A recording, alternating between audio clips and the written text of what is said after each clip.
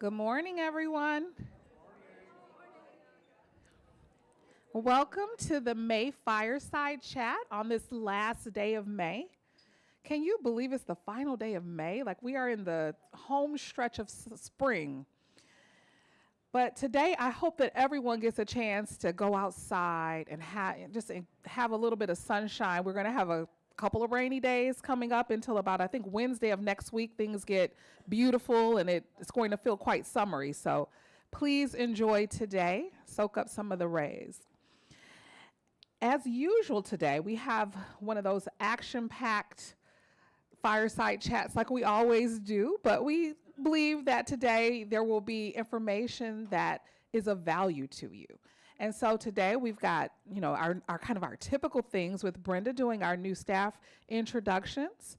I'm excited. Valerie's going to introduce some of our new residents, and then Nick is going to do a technical event guide presentation for you.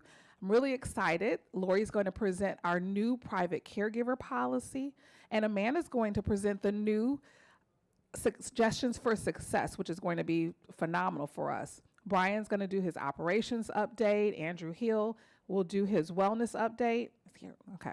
And then Jeff's going to do our dining update.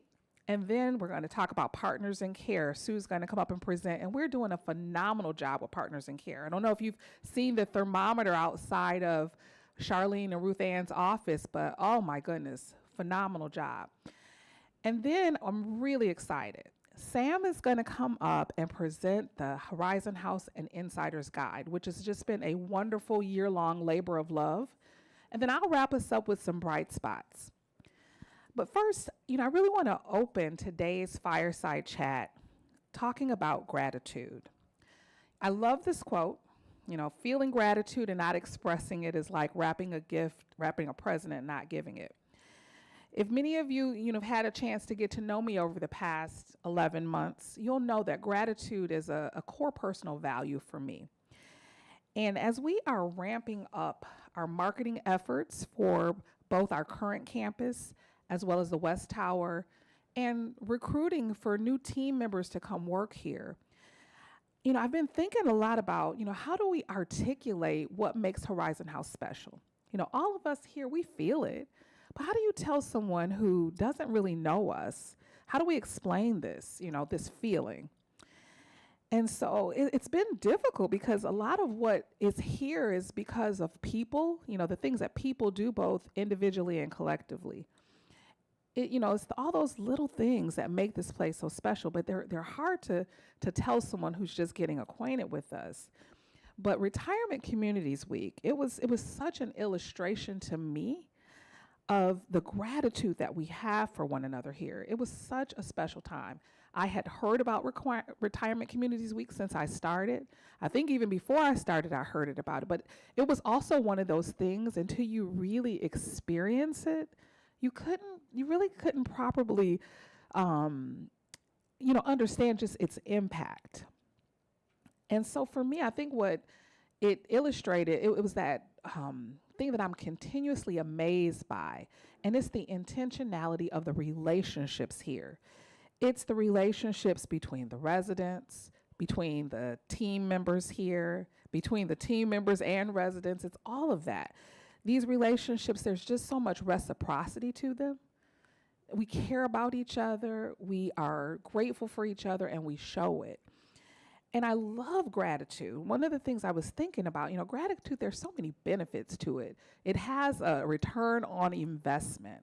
And so I just want to read this. I'm going to read it just because I know there are people in the back who may not be able to see the print as well. But gratitude is it's worth investing in. It says gratitude opens the door to more relationships. It improves physical health. It improves psychological health. Gratitude enhances empathy and reduces aggression. Grateful people sleep better. Sleep is super important. When you can go to bed with kind of that pure heart, you sleep better. You know how that saying, how do you sleep? How do you sleep at night? Because you've done these things. But when you're grateful, you're able to sleep better.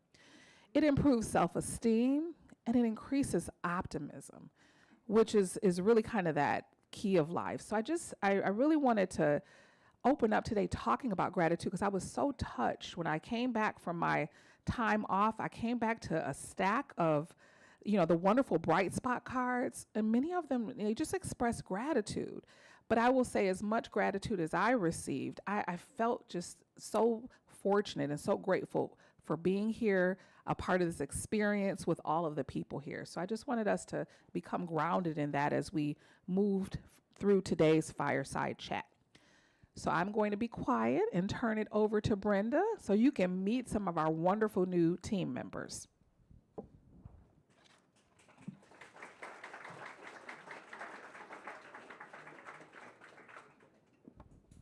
Good morning. I have to say, speaking of gratitude, how about that sunshine outside here in Seattle? Well, we're excited to share with you a number of staff members that we've recently welcomed to Horizon House. Julie Katz joined us as an elder care RN. She's going to be predominantly supporting us in assisted living on the weekends. Jen, you may have seen Jen on, I think it was her 3rd day with Horizon House. She was already here on stage performing in the talent show. That's incredible. And then Anita, I think Anita's in the back, and actually Jen's right next to her, so Anita just joined us as well as our new sales manager. And then at the front desk, we've welcomed Steve. And also at the front desk, but working security, we've welcomed Alonzo. So those are our new hires. Next, I'm going to present to you a recent kind of a promotion transfer. Paulette Price, she had joined our HR department as an HR consultant. She joined us specifically working on the recruitment to help elevate the work that we're doing. Although her intention wasn't actually to become an employee, she fell in love with the culture at Horizon House, and because we had an opening, she applied. So she just recently transitioned as our regular full-time HR generalist. And then next, we'll go through our milestones. So for those of you that may not be familiar, we celebrate employee milestones every 5 years. And we just had a big celebration yesterday. When I say big, it was intended to be small. One of our employees didn't want to have this grand party, I should say, but it is worth celebrating. So Ramon, many of you have probably met Ramon. He recently met 40 years of service with Horizon House.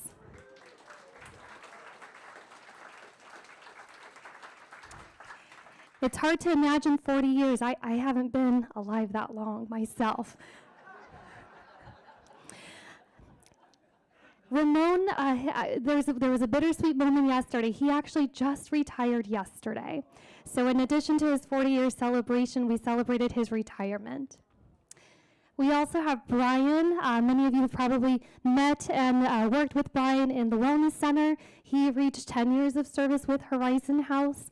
And Josie, one of our housekeepers, you probably see her roaming around the first floor. She fulfilled 5 years with us. There's been a special addition added to our presentation today, going back to Ramon. 40 years ago, this is what Ramon looked like. You can hardly recognize him here. And then to the right, you'll see a photo that was taken with his team on the roof of, I believe it was the North Tower. And so there were so many great memories that were shared. It was incredible to hear how much Ramon personally impacted and inspired people that he's worked with. And it's just part of what really fulfills the culture here at Horizon House and makes the culture. So we're really excited to celebrate Ramon and also wish him a farewell. And I'll go ahead and turn it over to Val, who's going to introduce our new residents.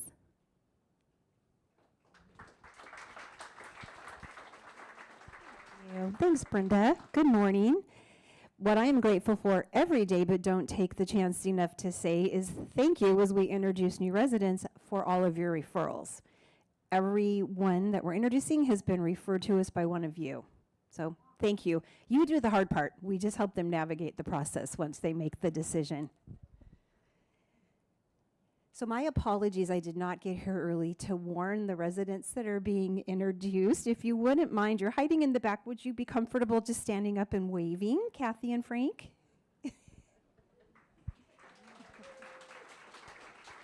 Thank you. Kathy was born in Bremerton. She earned both her BA and master's degrees and worked as a teacher and art specialist for the school district and as a school volunteer. Kathy's interested in arts and crafts, woodworking, sewing, and pottery, and loves being active. So you'll find plenty to do here.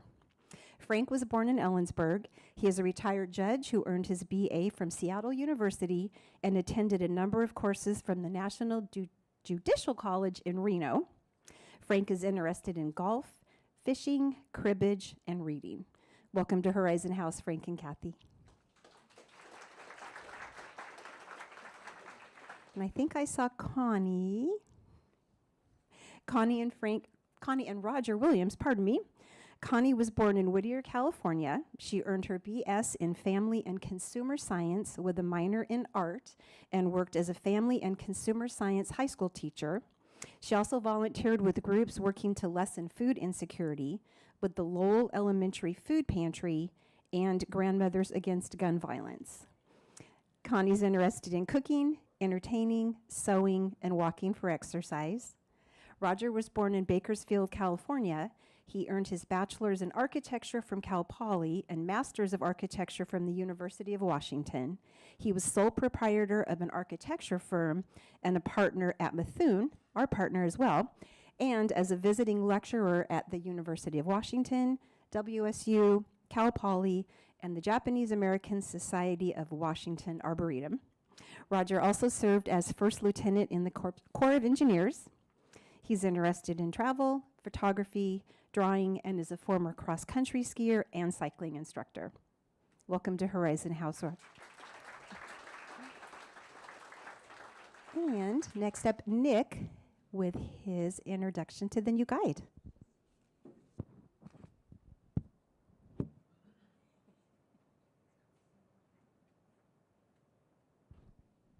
Hi everyone, good morning. How's everyone doing? So today we're going to be presenting a new introduction of a quick overview of a new document that we've developed, the Events and Programs team. It's developed to help incoming speakers and presenters here to be successful here at Horizon House. We've had a lot more questions about specific procedures and necessities that our technology, that are needed for our technology to be successful here in Anderson Hall and in Sky Lounge. So we hope that this document can kind of help bridge the gap for any new and returning presenters to come in and feel comfortable presenting here. So to reiterate our kind of why we've developed this, to avoid pain points and challenges on the day of event, there's been a few instances where we've had presenters come in and maybe not had their presentation ready or may not have had the file format that they were to be used here on our Windows computers. So this is something that we're trying to help alleviate. It's to clarify what is expected from each party. So there's things that we can supply, whether that's a presentation computer, microphones, but file documents and stuff that they need to present, that's of course something that they need to bring in. And then I'll also clear up any lingering questions that may be frequently asked by those who are present here at Horizon House. You can also find this document on HH Connect under the helpful info and resources and the additional documents tab. So just do a quick brief overview at the very top. I know it's small, but we have the resources that we can provide at the top. As I reiterated, we have presentation laptops, microphones, and presentation remotes to advance slides. Down below that, we have the resources that a presenter needs. So that includes a flash drive that's formatted correctly for our devices. And then if they are planning to bring their own device, we also have those options too. There's a few guidelines down there to make sure that it runs successfully within our systems. And then on top of that, we've included a frequently asked questions guide. Most of these are related to Mac. So, you know, if they have a presentation that they are developing on Keynote, or if they're bringing in their own Mac laptop, it's just a few little guidelines that we like to follow. And we usually get these questions through email. So this is something that we'd like to add onto this. And then if you have any other questions, feel free to contact Risa or I, and then we can always clear up any more questions you guys may have about presenters coming in. And with that, I will hand it off to Lori.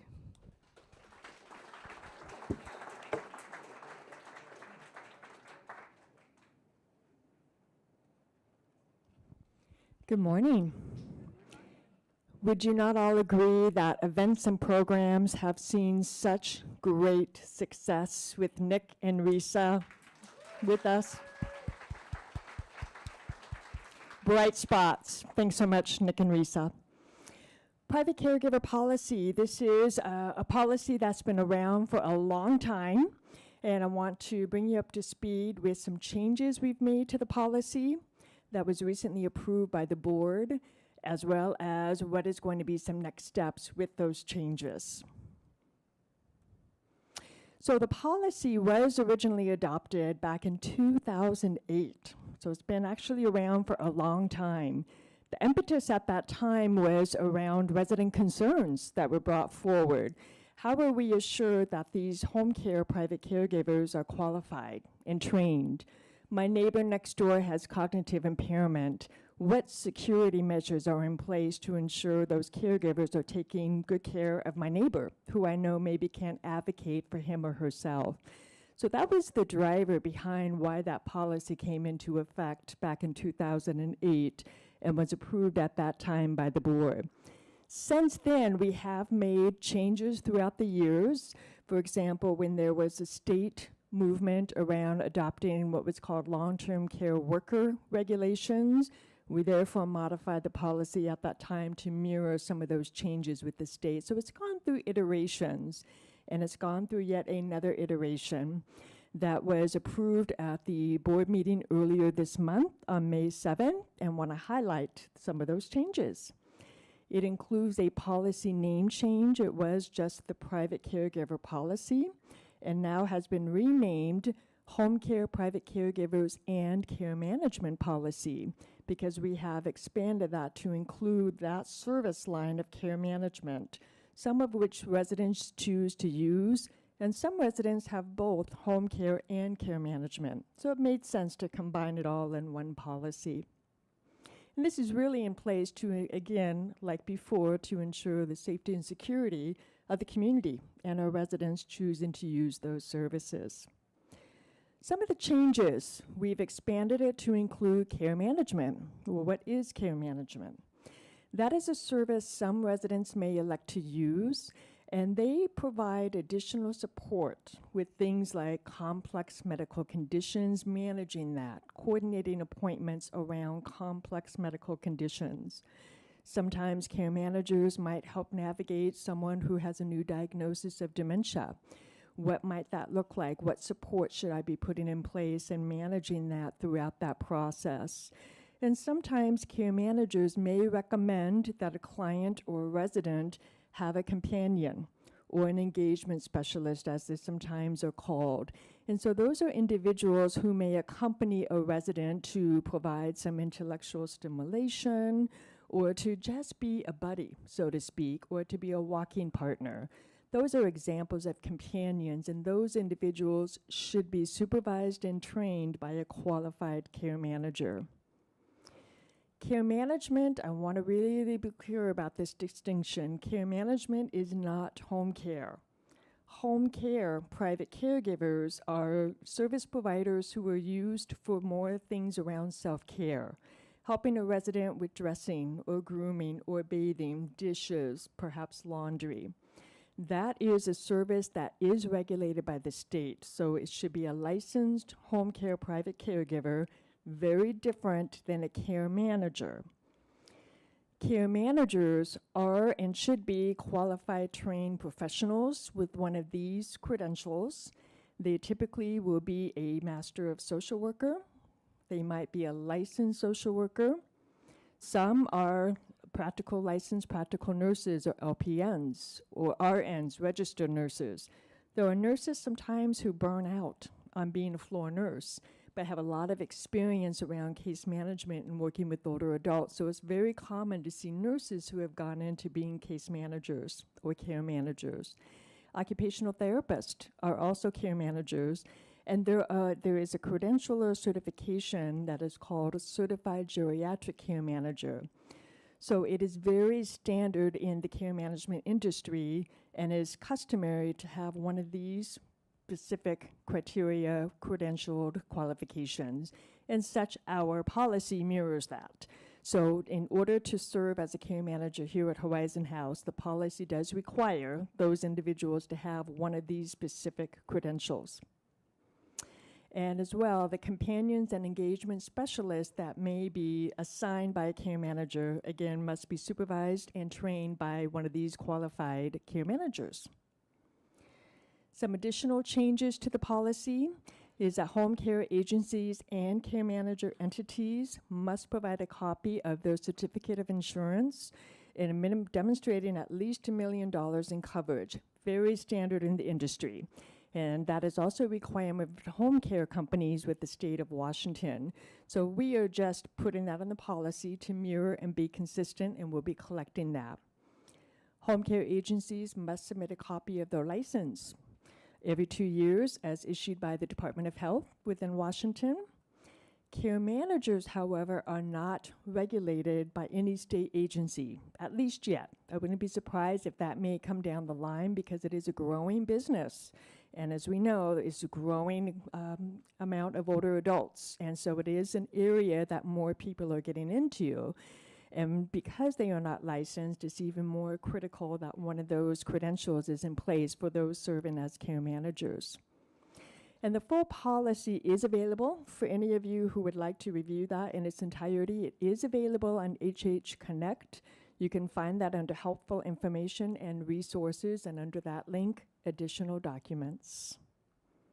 So what comes next with these highlighted changes as approved by the board?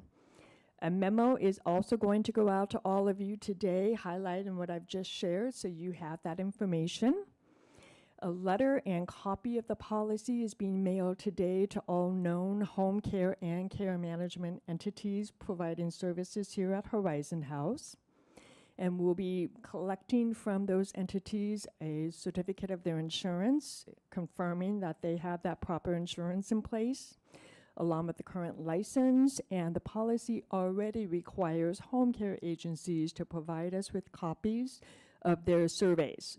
They are surveyed by the Department of Health every 2 years usually. And we want to have that continuing to come to us to ensure they're in good standing and in compliance with all of the regulations. We will, for the care managers, because that is not currently a regulated entity, we will be having them attest that those individuals providing care management services meet one of the qualified credentials, and that we will also collect the certificate of insurance from them. And I'm happy to share, on a final note, that we are getting interviews lined up to replace the Care Connector role. That role will change title to Care Navigator. And so we will certainly be looking forward to announcing a new Care Navigator, hopefully within the next few weeks. We've got some wonderful applicants, and we'll be excited to have that addition back to the community to help support those of you who might be showing some changes or need some additional support in navigating some care options. So with that, I'm going to turn it over to Amanda. Thank you.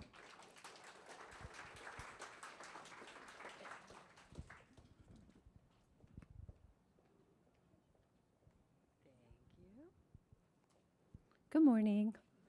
I don't know if there's a natural segue between caregiving policies and what I'm talking about, so I'll just get right to it. It's good to see everybody. Wanted to say thank you first to the folks who came earlier this month. I did a presentation on the Horizon House annual survey, talking a little bit about what was going well, opportunities for improvement. One of the biggest opportunities we found was more dialogue with you as residents and how to implement an opportunity to get more feedback from you in a more formal way.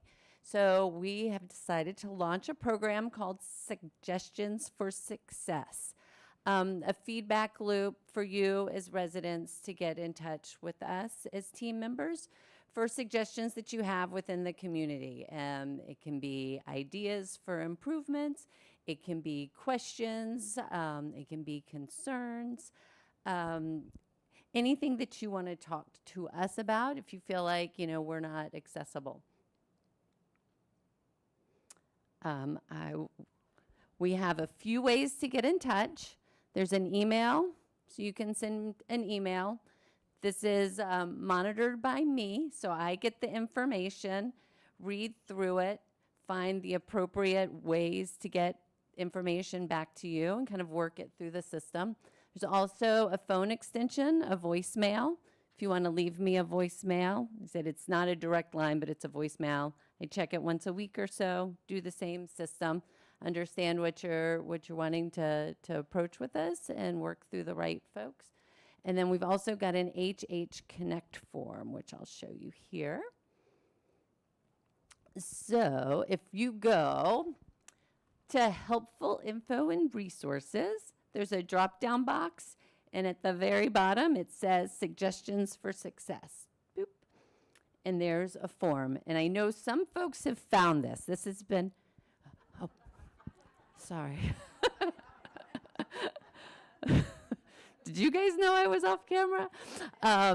So if you click here, there's just a short form asking, what you'd like to communicate. If it's a suggestion, if it's a complaint, if it's an accolade, and some things, just as a brief form for you to fill out. Again, that comes to me.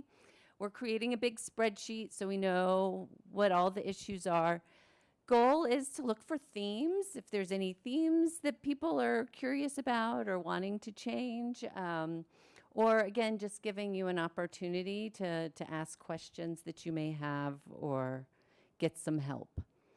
I said this is softly launched. It's been live for about 2 weeks, and I've already gotten some suggestions. So one of the items someone submitted asking why we can't get email reminders for grocery van signups. I thought that's a great idea. Well, turns out after talking to IT, through your K4 app, you won't get an email alert, but if you're using your K4 app, you can get reminders set up to ping you 15 minutes before the grocery van goes away. If you are not familiar with how to do that, you can work with Emily. She does monthly K4 tutorial sessions, or she's also very gracious for you to give her a call or pop in if you have questions often. But so that was one question that we had. Somebody asked, how are these responses communicated? We'll do them in formats like this. Hopefully every month I'll have 1 or 2 nuggets that I can share with this group. If there's a box to say, would you like follow-up? So if you've checked that box, then I'll call you directly and let you know where we are in the process.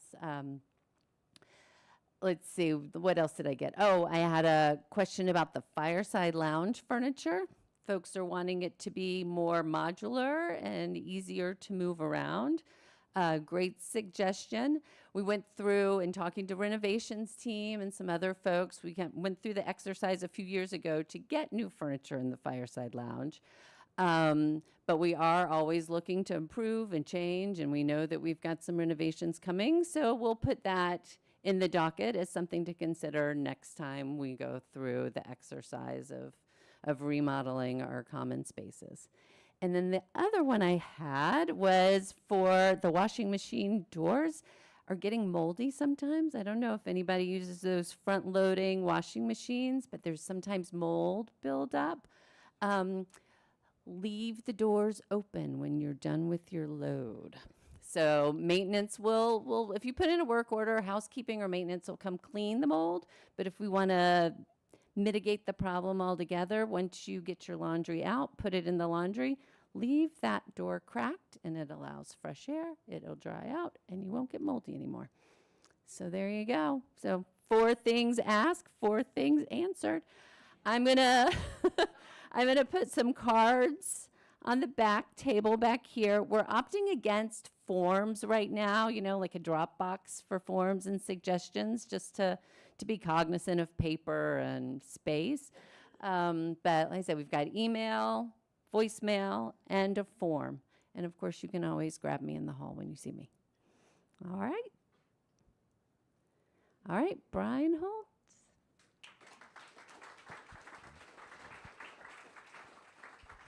Thank you, Amanda.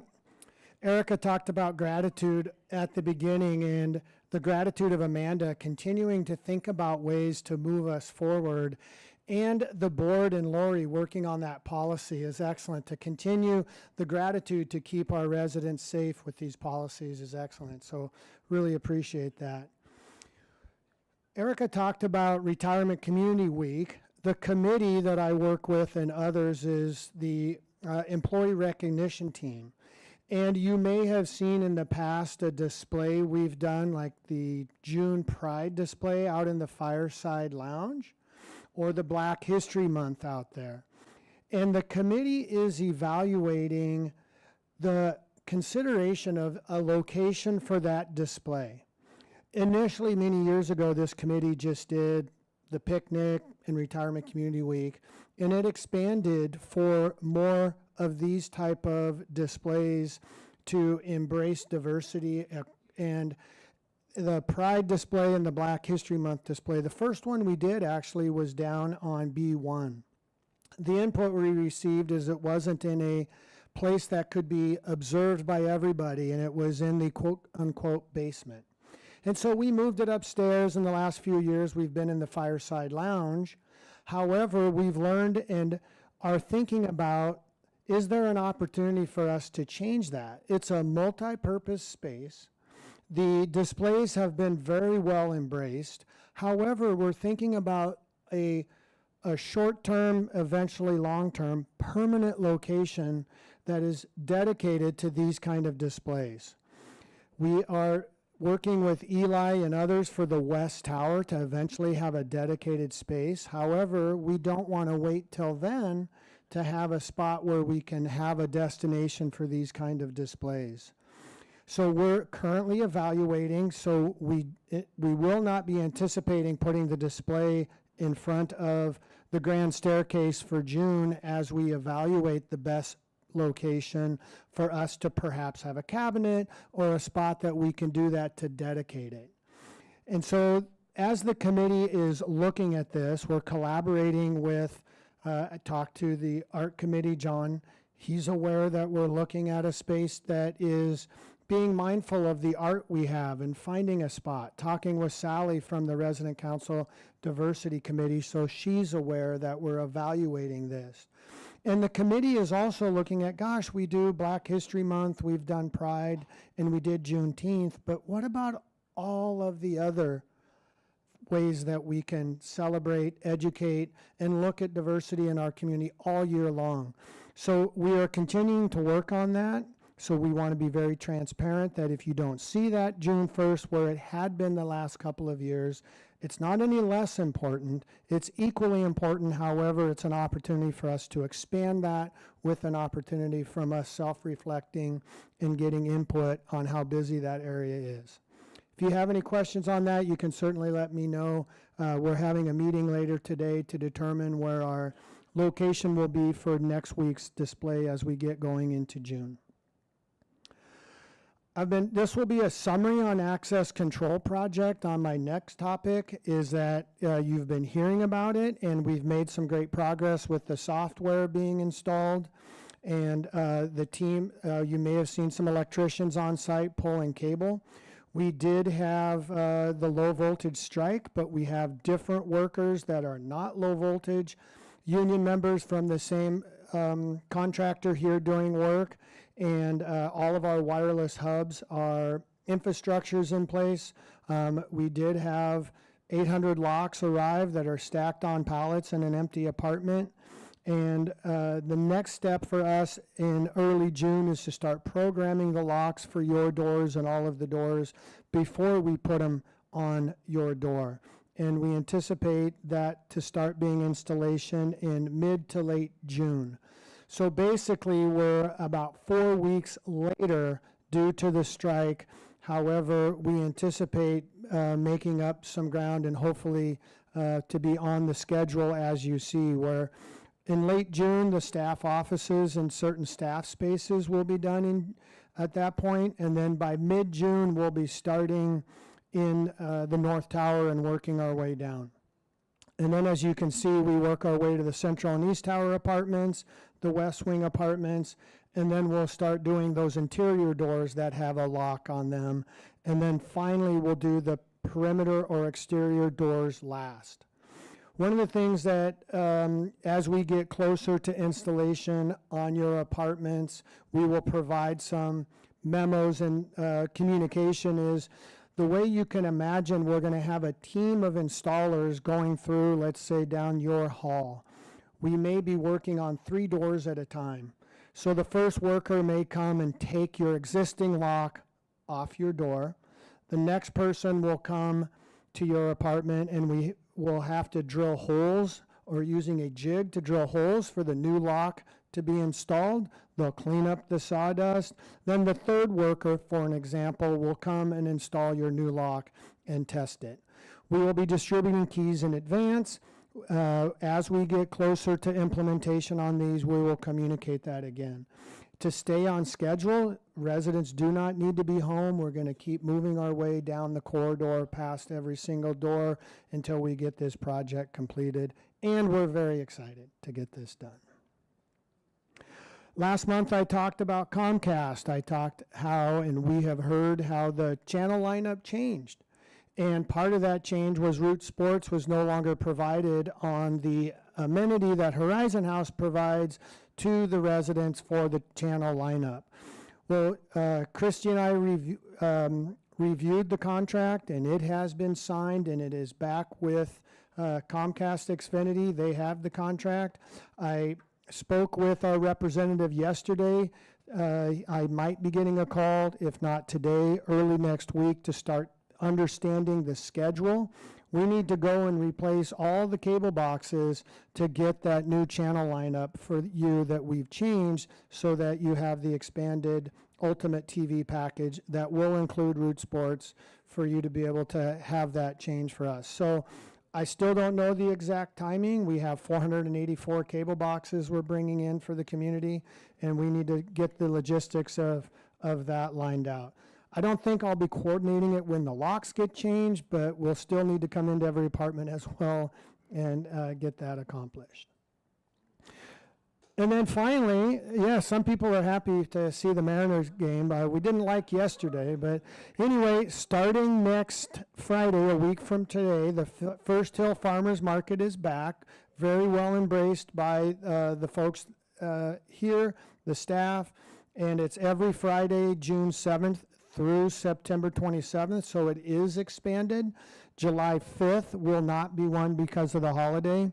However, 10 a.m. to 2 o'clock, there'll be all of the market will be set up out there. And so if you are entering or exiting University Garage, as those of you that have been there, you know that this part of the 9th Avenue will be closed. So as you exit the garage, you can only turn left.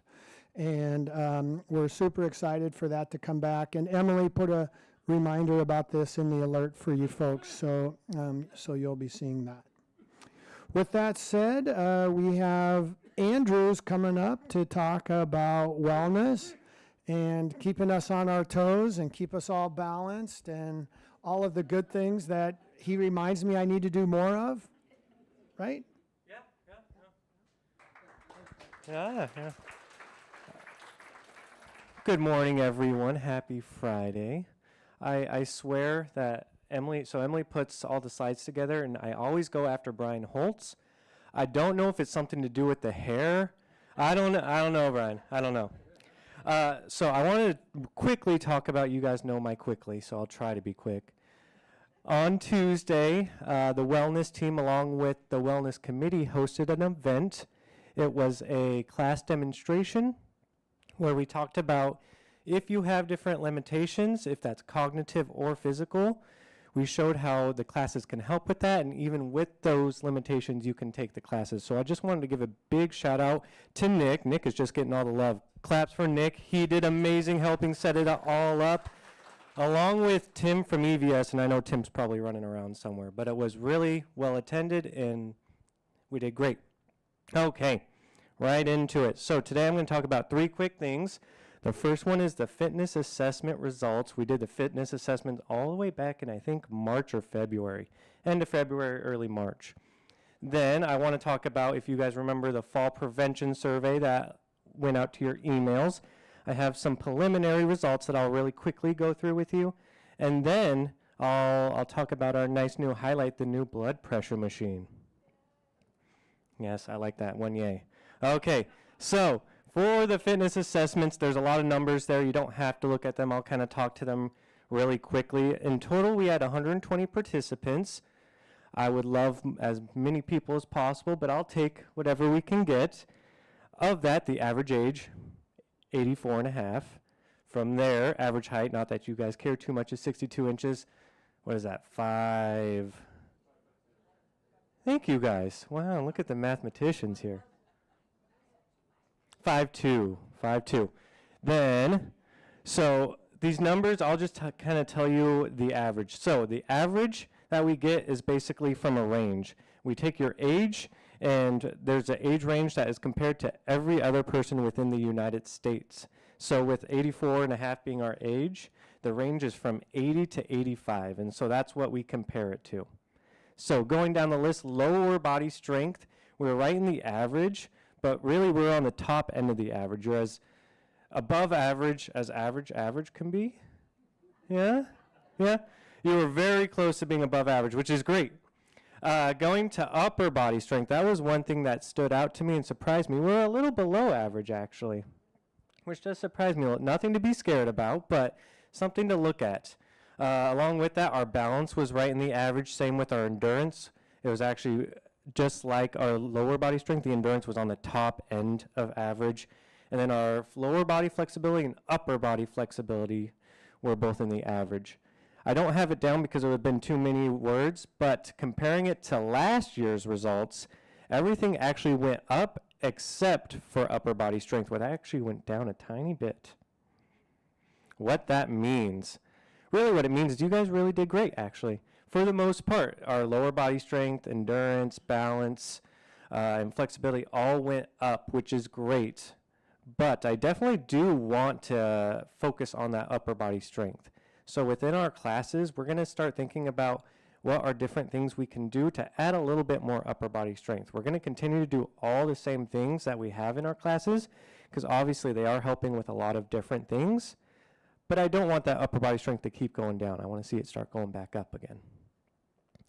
Now, each person is different where they are at with their fitness goals. So if you haven't taken it, that's okay. If you haven't taken the fitness assessment, come down still, talk to one of us. We'll take you through the test so you can see exactly where you are at and what classes and or exercises would be best for you. Along with that, I started to get the initial results from the fall prevention survey. Remember the fall prevention survey went out a month-ish ago, was all about how we each are doing with preventing falls. So in total, 270 were returned. So some were handwritten, some emails. Of those 248 were email returned. That's a great number. Now, with that though, that's about a 57% response rate, and 90% of people that actually returned it finished the whole thing. So there's a couple questions that people either forgot or maybe didn't know how to answer properly. That's kind of the gist of it for now. At the next Fireside Chat, I'm going to have a deep, deep breakdown, but I didn't want to throw it in this one or we'd be here until 12. Okay, the final thing is the new blood pressure machine. Yay. So, first I want to shout out big thank you to the enrichment grant team for helping us with procuring it. It is down right now in the B1 level. So there are directions laminated right next to it for you to use. When you use it, it actually prints out a little thing for you to take, and it will also keep so many of yours if you connect it to their website, which I have down on the laminated paper. If you have any questions for it, just come and ask us, but it is pretty self-explanatory. You just put your arm in there, press the button, and off you go. That's really great. That's it, but it was fantastic to get it, and yours to use. Okay, that's it for me. I think next is Jeff with food.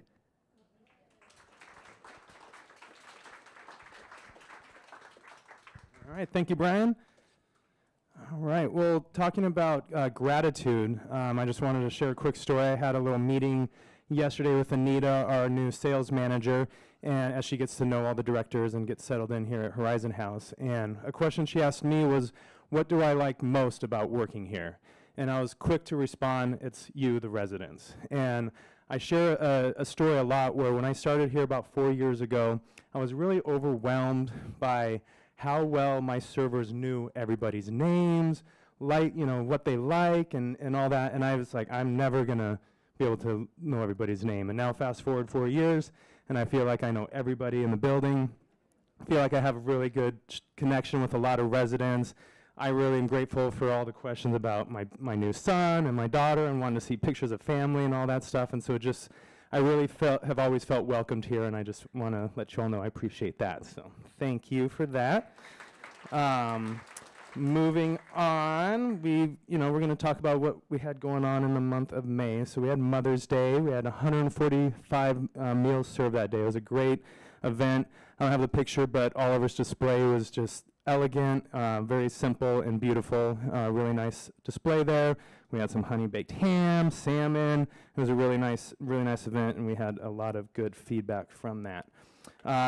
Second, piggybacking off of Brian talking about the farmers market starting up. Well, we've started doing our own farmers market here. We've done 2 of them now. We did one in April, and then one this month, and we're going to do our third one will be June 18th from 2 to 4 in the bistro. So the first one we did, we had about 35 folks come through and purchase things, and then the second one we had about 70 residents come through. So it's really ramping up there, and it's a good opportunity for you all to use some of your choice dining dollars on some produce items and things like that. We had some nice wines, breads, and different things like that. And we're hoping to work with some local farms moving forward as we get into the summer with those. So look for those every month, and we'll continue to do that, and those have been a good time. Memorial Day was just this last week. Had a really nice barbecue out down there on the terrace landing there on B1, and we had 155 residents that day. It was a lot more than we were expecting. You can even see this picture here. Oliver's setting up more tables and pulling chairs out of the TV room and everything to accommodate all the residents that came down. So thanks for joining us that day. The weather was not bad, but it was mild enough to be outside, and we had all the inside going as well. So it was a really, really nice event. A couple weeks ago, we did our second winemaker dinner where we featured Duckhorn Winery out of Napa Valley and had just a wonderful time with that. Wanted to share some of the nice pictures, the chocolate cake with the fancy sugar design there, Oliver's beautiful table design. Very well received by everybody. We had a great time, and we'll be doing more of those in the future. So look for in the alert in the menu packet for future winemaker dinners we will be doing. And then finally coming up is Father's Day. Is going to be our next event coming up in June on the 16th. We'll be doing 11 to 1 on that. In the past, haven't had as much participation on Father's Day as we do like on Mother's Day and Easter. So we're going to try just doing one seating this year at 11 a.m. unless we get more demand. So if those seats start filling up and everything, we'll open up a second seating at 1, but we'll try to keep it all at 11. We're going to open up reservations next Tuesday, June 4th, 3 o'clock at the host stand like we always do. So come join us, and if you can't make it that day, just shoot me or Oliver an email, and we'll get you on the list once we get through the people that have come for that day.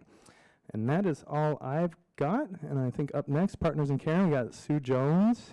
So thank you very much.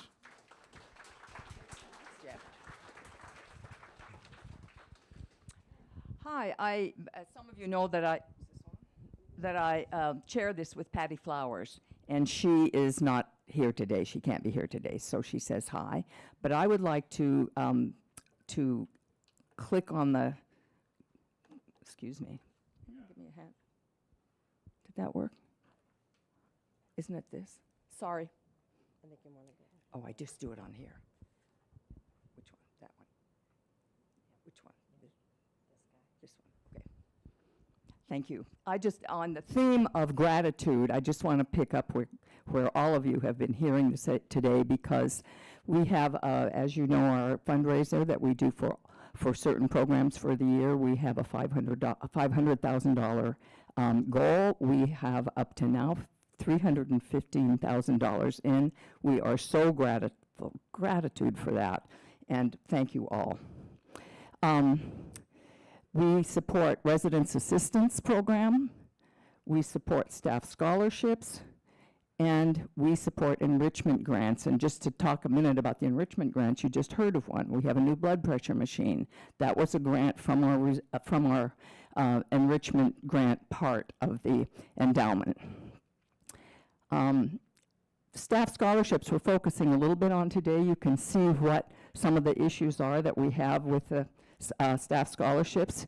The key benefits of the program are basically on this. Excuse me. I can't run the machine. It's that one. Yeah, right. These are the key benefits that the staff scholarship program supports. And we basically, in 2023, gave away $80,000 to the people from our who are receiving staff scholarships. 15 staff and 13 dependents of staff received some assistance to move toward education. Yeah, that's good. On May 23rd, for the first time, the philanthropy department hosted a scholarship celebration, and we had in Anderson Hall a whole bunch of you and a whole bunch of our employees and some of the staff scholarship folks. It was a wonderful celebration. We were so glad that you could attend and celebrate with the people that have been the recipients, really, of your generosity. One of them is Bao Nguyen. He is, I'm sorry, the parent is Bao Nguyen.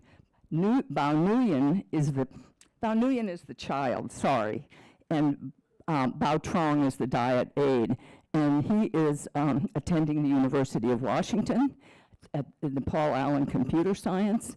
He is working toward a Bachelor of Science degree, and it's partly because of the support that we have for him. Christy Casa's daughter is Eva, I think. Let me get that right. Ava, sorry, Christy Casa's daughter. Christy works in our EVS section. She's at Bellevue College. She is studying theater arts, and she has a goal of working with low-income youth and hopes to be finished next year. So those are two of many people that we are supporting. Again, thank you very much. The campaign goes until the end of the year. Any amount is welcome. Thank you so much. And next, Sam Sperry.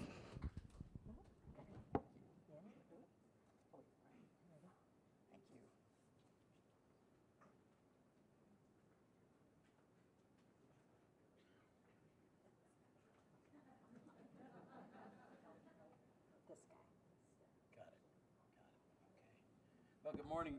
Good morning, everybody.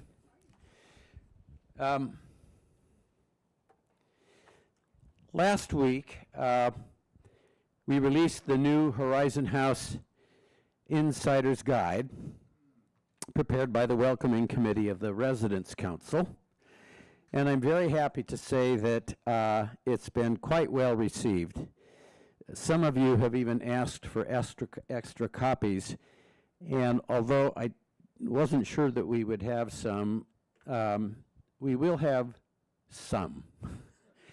Of course, this is a 3-year document, so we have to make sure we have plenty for people who are moving in for our mentors to distribute. So if you beg real hard, you don't have to get down on a knee, but I might be able to give somebody one if they really need it. As Val was mentioning earlier, this is a very valuable tool when you're making a referral to somebody who's considering Horizon House. Deanna asked me to discuss the guide again this morning. I did it last week at the Residence Council meeting. So I'll just summarize a few general points from that presentation. and then add a couple of little background tidbits, and then I'd like to conclude with a brief comment. When Karen assumed the chair of the welcoming committee over a year ago, she wanted to upgrade all the welcoming activities conducted by residents, develop a more effective mentor program that would include training, have social mixers twice a year, which would be a real party that would involve newcomers and their mentors and some existing residents. And the one recently that we had up in the Sky Lounge that Pat Waite and Helen organized was terrific. Everybody had a really good time. And then finally, she wanted to have a People's Magazine style guide that was informative and fun and personal. And if there was a theme to what Karen was trying to accomplish in upgrading the welcoming process, it was to make it all personal and not institutional, people to people in that sense. Karen asked me to take the lead on the New Insider's Guide project and to help her translate her ideas into a magazine of perhaps 24 or 28 pages. She wanted it to be a high-quality document and won an enrichment grant of $7,000 to pay for it because, of course, it wasn't budgeted in the annual Residence Council budget. So this New Insider's Guide would provide only important information needed now. The rest of the information details would be, readers would be referred to HH Connect, which in my view is a very effective website that really does have all the details that people can get. That level would not be in the New Insider's Guide. Well, it took us a year to produce the guide that you have now seen, and it required the help of many people. And although I mentioned those who contributed to it last week, I did fail to mention Joan Hudson and Emily Wallace. Joan referred us to the designer, Krista Fleming, and did a brilliant job of giving it an independent edit and a copy read, which really helped. And Emily taught me how to translate big files, transmit big files from here to where they needed to go. And that managed to work thanks to her coaching. So I believe you'll agree that the New Insider's Guide shows our Horizon House community on its front foot. On the basis of the many comments I've received, it does a good job of representing our good life here. It offers useful information for newcomers, and it displays our culture at its best.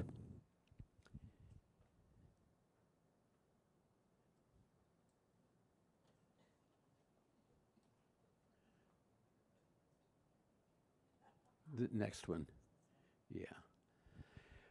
This slide shows our centerfold. And, well, it's kind of hard to see. But in any event, the theme is community. And the two foundational components of that,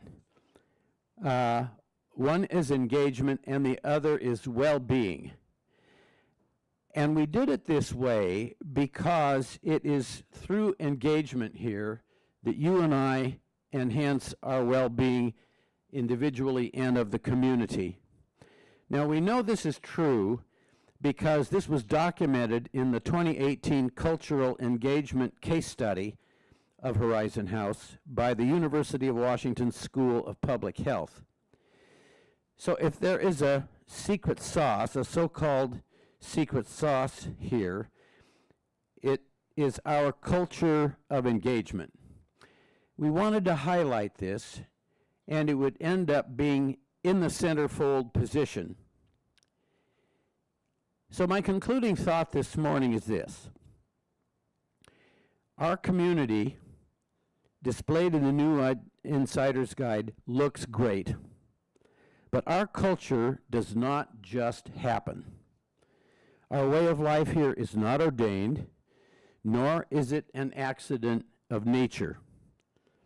Off the pages of this magazine, it is because people, we residents, stepping forward to be active, proactive in running and serving on committees, and without this engagement, we have no culture.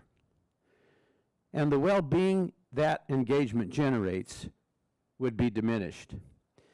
Now, in the guide, we gave 4 examples of this. Committees that I think really help to represent who we are and what we can do here and what's available. Of course, you all know about Wednesday Night Live. That is, if not the most popular, certainly toward the top of the activities here. Let's talk science. The Environment Committee and the movies.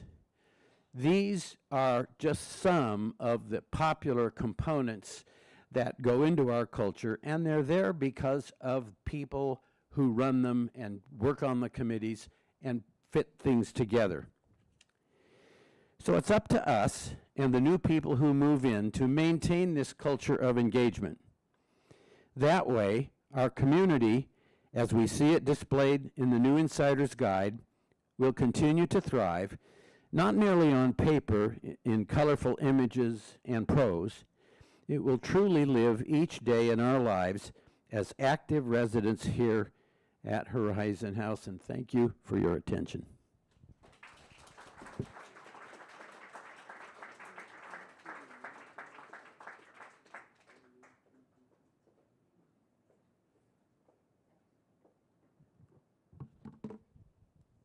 Thank you so much to the committee that put that together. Like I said, it was such a labor of love. I know we're over time, but if you can hang with me just a few more minutes, we're going to wrap up our last, our Fireside Chat of March, a long time ago. All right, so I wanted to share with everybody, we have added a new value to the Horizon House values. And this is something that came up, it has come up quite a few times to the board. But this time, you know, we wanted to put some information around it so the board, you know, could really make some decision about it. And that is adding sustainability. You know, thank you to Bill Roach and Sean McMain for, you know, being our champions, you know, through the Environment Committee and just in their actions. We've been able to add this, and I wanted to give a little bit more meat around what it means.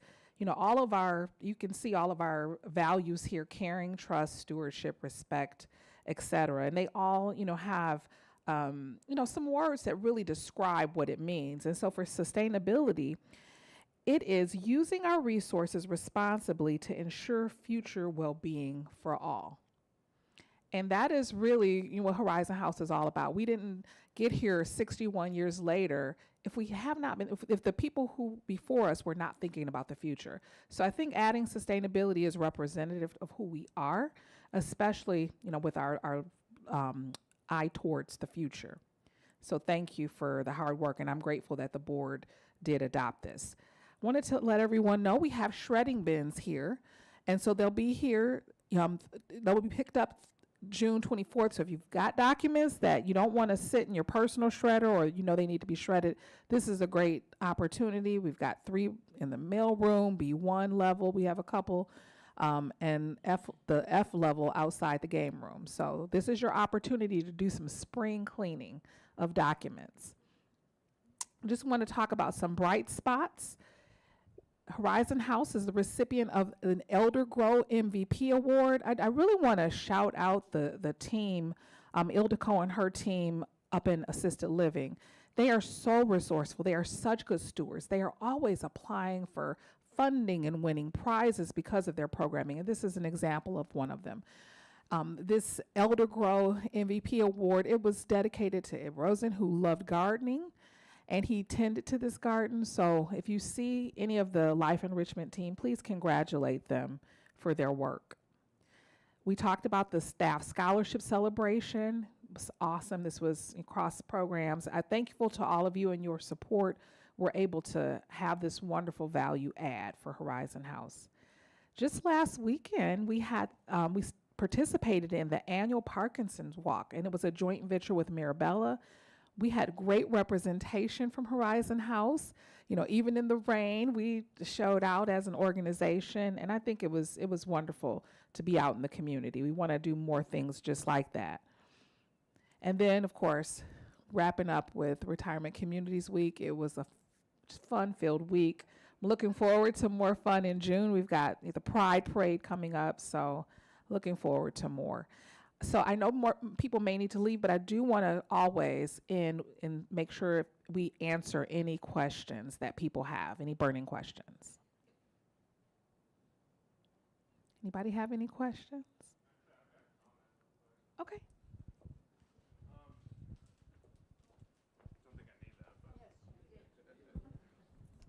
So earlier, it was brought up the washers to crack them. I just really want you guys to know it's not like a little inch. You need to make sure that the door is not making contact with the rubber gasket inside of your washers. Any contact will promote mold growth, and then every time you're washing your clothes, you're just getting all those spores in your clothing, and then it'll spread around to the rest of the community, and it'll just perpetuate growth. So just make sure you are having several inches of contact of non-contact between the door and the seal. So just keep that in mind, please. There have been several gaskets I've had to replace, and they are a pain to replace because of the growth that has gone in there. So that's it. Thank you, thank you. Go ahead, Sal. I just wanted to make a shout out. It's Friday, and so we do have our Black Lives Matter on the corner of 9th and Seneca. And it isn't just for the diversity group. We have people, and there are no time schedules. So if you want to come out for 5 minutes or for the hour from 12 to 1, we love to have new people on the corner. There are usually 8 to 14 of us now. This question is for Brian Holtz. Is he here? But we can make sure we All can right. answer to you. We had thermostats installed in our apartments. I want to know if they're working. Are they supposed to be working, or when are they going to be working? All right, Joan, we'll get that answer back to you. Thank you. Go ahead.